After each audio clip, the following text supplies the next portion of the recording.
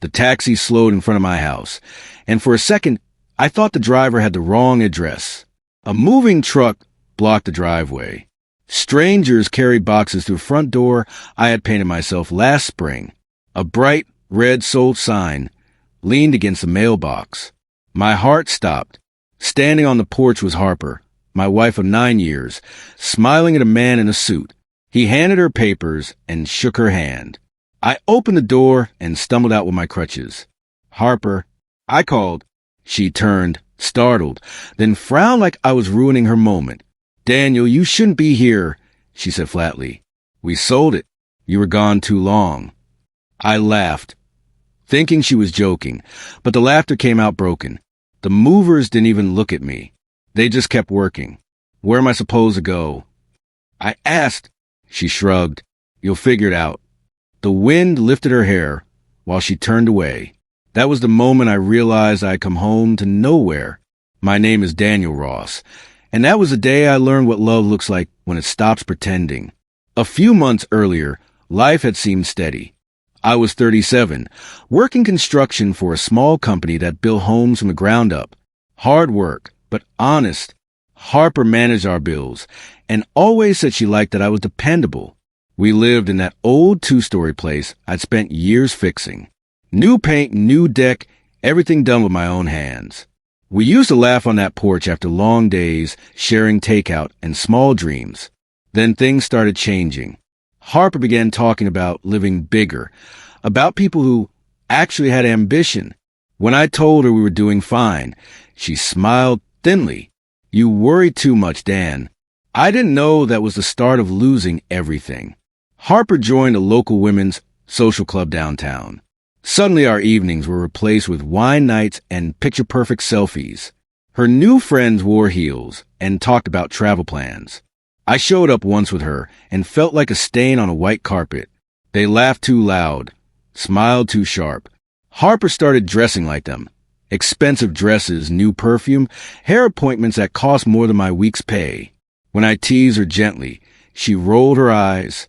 "You wouldn't understand ambition." That word stuck to me like dust. Ambition. I watched her reflection in the mirror that night. The woman who used to sit barefoot on our porch, now posing like someone waiting to be discovered. I realized I was losing her piece by piece. And she didn't seem to mind. It started small. She said paying bills stressed her out, so she wanted to streamline our accounts. "Let me handle it," she told me. "You hate paperwork." I didn't argue. I was used to trusting her. She changed passwords, moved everything online, even set up new bank alerts to make things easier. When I asked her to log in once, she laughed. "You don't even check them anyway." That night, while she slept, I wrote down every password I could remember in a small notebook I kept hidden in my toolbox just in case. I didn't know then how much that small act would save me later. Love teaches you to share everything. Fear teaches you to keep copies. The night it really hit me, we had friends over for dinner. Her friends, not mine. They filled our table with gossip and wine bottles. Someone asked what I did for work. Harper smirked and said, "He builds things." "It's kind of cute, actually." They laughed like she'd told a joke. I felt heat crawl up my neck, but forced a smile. When the guests left, I said quietly, "You didn't have to mock me." She shrugged. "You should thank me. It makes you more interesting." That night, I slept on the couch. I stared at the ceiling until morning, realizing this wasn't love anymore. It was performance, and I was the part she'd already replaced. The accident happened on a Thursday morning.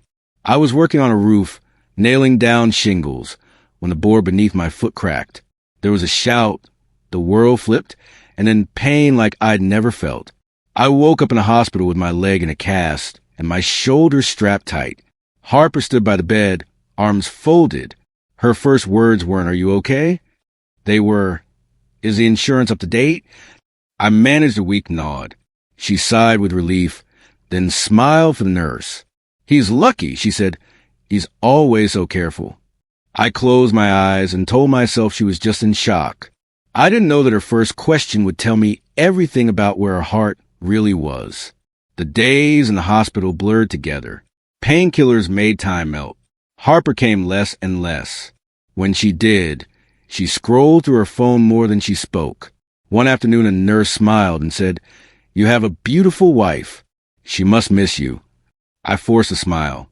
I didn't have the strength to explain that she already felt miles away. Each night, I waited for her to call. Sometimes she did. More often, she didn't. When I asked how things were at home, she said, "Busy." You know how it is. Once, while she was talking, I heard laughter in the background. Too loud, too bright. "You'll be fine," she said before hanging up. The silence that followed was heavier than pain. One morning, my phone buzzed with a bank alert, another withdrawal larger than before. I frowned and called Harper. "Hospital bills," she said quickly. "You know how expensive this is." I didn't press her, though unease itched under my skin. Later that day, a nurse mentioned something strange. "Your wife came earlier to sign paperwork for the mortgage company," she said casually. My pulse quickened. "Mortgage company?" "Yeah." The nurse shrugged, said it was about insurance. That night, I couldn't sleep. I kept replaying in my head. Harper signing something without telling me. When I called her again, she didn't answer. I stared at the ceiling, wondering what exactly she was signing away. She showed up the next morning with a stack of papers. "Sign these," she said briskly. "It's for insurance and property stuff. You know how these companies are." My hand shook. "Can I read them?" She sighed. "You're on pain meds, Daniel. You'll just confuse yourself." I hesitated. My shoulder throbbed. My head spun. Finally, I signed where she pointed. She kissed my forehead lightly. "See? Easy." When she left, I caught a glimpse of the heading on one page, Property Transfer Authorization. I blinked hard, thinking maybe I'd misread it. By the time I called after her, she was gone. That night, my dreams were filled with the sound of paper ripping and doors closing. Weeks passed. My doctor said I needed more therapy before discharge. I called Harper to tell her. She didn't hide her frustration. "You can't come home yet?" "Daniel, we can't just wait forever." I tried to laugh. "It's not like I'm on vacation." She sighed. "Just focus on healing. I'll handle the house." Her tone made my stomach twist. Something in it wasn't care. It was distance. After she hung up, I sat staring at the phone, the screen fading to black. "Handle the house." The words echoed until I couldn't tell if I was imagining them or hearing them whispered in the dark. I didn't know then that by the time I walked out of that hospital, home would no longer exist. I called home that evening, hoping to hear her voice, maybe even the clatter of our kitchen in the background. Instead, a man answered. "Hello." His tone was casual, like he belonged there. "Sorry," I said confused. "I'm trying to reach Harper Ross." "You must mean Mrs. Carter," he said. "This is the new owner." The phone nearly slipped from my hand. "New owner?" "Yeah, we just moved in last week." My mouth went dry. I hung up before he could say more. I called Harper again and again. No answer. Finally, the nurse walked in to check my vitals. "You all right?" she asked. I forced a smile and said, "I just need to get out of here." The next morning, I demanded an early discharge. When the taxi pulled up to our old street, it felt like a dream I couldn't wake from. Boxes on the porch, laughter spilling from inside, none of it mine. Harper stood in the driveway talking to the realtor. She looked right through me when I limped out. "You were gone," she said flatly. "I did what I had to." "You sold it," I whispered. She crossed her arms. We needed a fresh start. The movers kept carrying boxes as if my life wasn't in them. I didn't shout. I didn't beg. I just turned away, gripping my hospital bag so tightly the strap bit into my hand. The cab driver asked softly, "Where the man?"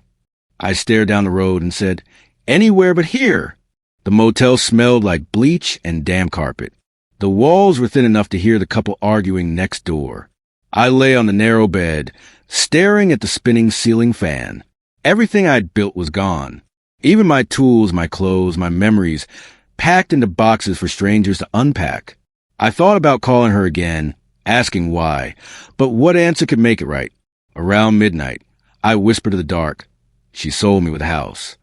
My own voice sounded foreign. The next morning, I counted the cash I had left, barely enough for a week's stay and food. Somehow, I'd survived to fall off a roof only to land in something worse. A few days later, I found an old friend, Mike Turner, who ran a repair shop across town. He took one look at me hobbling in and said, "You need work more than rest, huh?" I nodded. He handed me a broom first, then light tasks I could handle with my shoulder brace. The shop smelled of oil and hope. Every evening, I stayed late fixing little things just to keep my hands busy. Mike never asked too many questions. One night, while locking up, he said, "You'll get back on your feet, Danny. Some men are just built to rebuild." His words stuck with me. I went back to the motel, looked at my reflection, and whispered, "One day, I'll get back what's mine." Months passed quietly. My leg healed, my shoulder strengthened. I saved every dollar I could, stuffing bills into an old coffee tin under my bed. Then one afternoon at the shop, I overheard two customers talking. That Ross woman, Harper, right, moved downtown. One said, brags about selling her husband's old house. Said he was too slow to keep up. Laughter followed. I froze, rag in hand, staring at the floor. Too slow. The phrase burned hotter than pain ever had. Mike glanced over. "You okay?" I forced a nod, but inside something clicked back into place. She thought I was gone for good. She thought she'd written the ending. I decided right then I wasn't done. Not yet. Mike called me into his office one morning. "You ever think about buying again?" he asked. I laughed. "With what money?" He shrugged and slid a newspaper across the desk. "Foreclosure auction next week. Some bad loans went under. Recognize anything?" I scanned the list. My breath caught. My old address was there. Our house. They defaulted? I whispered. "Guess karma doesn't miss a payment," he said. My hands trembled on the page. The thought of stepping inside that place again terrified me and thrilled me at the same time. "You thinking of bidding?" Mike asked. I nodded slowly. "You have no idea what that place means to me." I spent every night that week studying the process. I met with a small real estate agent who didn't ask many questions. "Keep my name quiet," I told her. "I just want a fair shot." The auction was in a cramped courthouse room filled with strangers chasing cheap deals. When my old address came up, my pulse roared in my ears. Bidding started low. I raised my hand once, twice. Steady, quiet. When the hammer finally dropped, it was mine. My name alone. No joint anything. I signed the papers with shaking hands. That evening, I stood in the empty living room, sunlight spilling across the floorboards I had installed years ago. "Welcome home," I whispered. Moving back and felt like stepping into a ghost story. The walls still smelled faintly of her perfume. I opened every window and let the wind blow it out. For weeks, I worked day and night, fixing rails, repainting rooms, restoring what was broken. The neighbors waved but didn't pry. I planted flowers along the path where she used to complain about weeds. One evening, while washing paint on my hands, a car slowed in front of the house. A woman from Harper's old circle stared from behind the wheel, eyes wide, phone already raised. I just smiled and waved. I knew exactly where that rumor was headed. Within days, the whisper started. Harper's world was small and filled with gossip. I didn't have to say a word. "Did you hear? He's living there again," people said. "The husband she left." Harper laughed it off at first. "Impossible," she told them. But then more people confirmed it.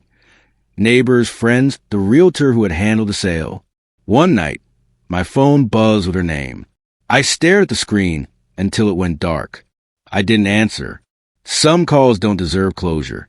The next morning, I mowed the lawn, feeling the weight of silence settle into something peaceful. She could come see for herself if she wanted.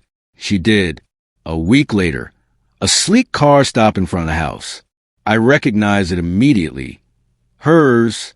She stepped out slowly, sunglasses hiding her eyes, like she wasn't sure she was in the right place. The yard looked different now. Fresh paint, clean fence, flowers she'd never cared for. She walked to the porch and knocked. I opened the door. For a moment, neither of us spoke. She finally said, "You bought it back?" I nodded. "Yes." Her lips parted. "But how?" "Same way you sold it," I said calmly. "Paperwork." The color drained from her face.